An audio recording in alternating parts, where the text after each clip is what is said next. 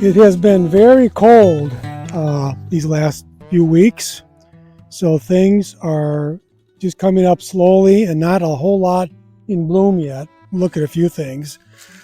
We just found this on the one of the paths to the schoolhouse. Here's a bloodroot, and there are a couple more in here too.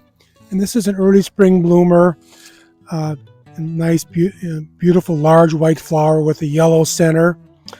And then the leaves are just starting to unfurl now, but they can be pretty good sized, and they're scalloped along the edge. Really interesting foliage that lasts pretty much all season. So it's a nice garden plant too, because the foliage lasts for months. It's called bloodroot because a red sap, if you pull one out or break a stem and squeeze it, a red sap flows out. So that's where it gets the name bloodroot.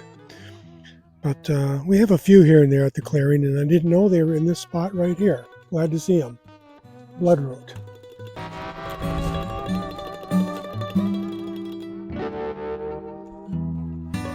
Right across the path from the bloodroot, we have a couple patches of wild leek, also called ramp, R-A-M-P. Depends on which part of the country you live, whether you call it wild leek or ramp. But the foliage comes up early, and it's in the onion family, and you can kind of tell by looking at the leaves, but if you crush a leaf and smell it, then you know it's in the onion. Same genus as onion, allium. It's one of the alliums. And just the leaves come up in spring. People collect them for salads. There's a little bulb, like all alliums have a little bulb underground, and some people collect the bulbs and make leek potato soup. And most people that are foragers, they know that when they find a patch of leek to not take them all. They always leave some to go to seed to keep expanding. This foliage will die to the ground by early summer. It's a true spring ephemeral, like trout lily, and it comes up, does its business, in this case some of its business now, dies back, and then it flowers in later summer. It comes up, the flower stalks come up without any leaves in late summer, which is very unusual. But it's the foliage now, and it's in this nice bright green wild leek or ramp.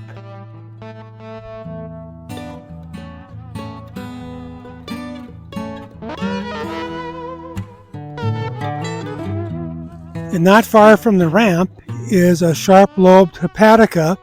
This one happens to be this light purple or lavender color. They can be darker than this. They can be pure white. There's quite a color variation with hepatica. It's an evergreen plant, so last year's foliage lasted all winter under the snow in many cases. And here's one of last year's leaves that's now dying back, and new stuff coming up to take over. So the old leaves from last year will die back in spring as the new leaves emerge. But this beautiful lavender, sometimes darker purple, often even a whitish pink, a wide variation of color in sharp-lobed hepatica. One of the first plants to bloom. We had some blooming about 3 weeks ago already, so this is really the first wildflower to bloom at the clearing. I also just found a lone wood violet, just one flower here. This kind of the classic violet of Wisconsin. This is Wisconsin state flower. Wood violet. There'll be a lot more of these around in another week or two, but this is the first one I've seen this spring. Wood violet.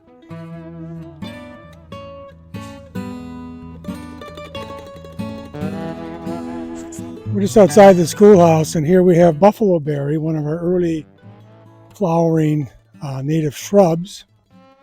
And it's called, I think the reason it's called buffalo berry is it's one of the fruits that the Native Americans would collect and dry and then pound into buffalo meat to make pemmican. Flowers early, just as the leaves start to come out. Small yellow flowers. It's dioecious, which means it has separate male and female plants. Dioecious is a Latin word for two house. And I always forget to bring my hand lens along. The male and female flowers look so similar, and my eyesight is not what it used to be. I can never tell if it's a male plant or a female plant. I'd be guessing, but they're very similar flowers, but separate sex plants. It's one of the first plants to develop a ripe fruit. This little bright red berries, about the size of a small pea, mid to late June, and the birds take them very quickly. It's one of the first things to develop a fruit. So the fruit disappears fast because of the birds. Pretty while it lasts. But it's just a nice sun-loving native shrub. So you often see it in Door County meadows, in the edges of woods, fence rows. Great plant, buffalo berry. Here's another first for me for the season, and it's quite rare. I think people call it dandelion, maybe. I've heard it called that. But here it is in the schoolhouse meadow. The first one of the season for me, dandelion. Also edible. You can harvest the young leaves and use it in a salad. This is beaked hazelnut. We're right along the edge of the escarpment and at the bottom of the schoolhouse meadow. And it's already pretty much done flowering. It's a plant, we talked about buffalo berry being dioecious, two house, separate male and female plants. Beaked hazelnut is monoecious, one house, but separate male and female flowers, but on the same plant. So these catkins are already done shedding their pollen, and they're drying up, they'll drop off soon. So those are the male flowers. And the female flowers are right on the ends of some of the buds. These small crimson red flowers, 1/4 inch across, easy to miss, but really pretty. And they are the ones that will develop an edible nut that's covered in a fleshy husk called an involucre later in the season.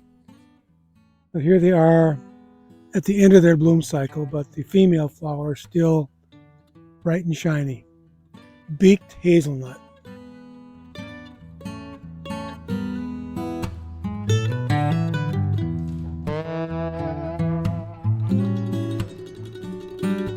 So our last victim today is leatherwood, just south of our maintenance garage.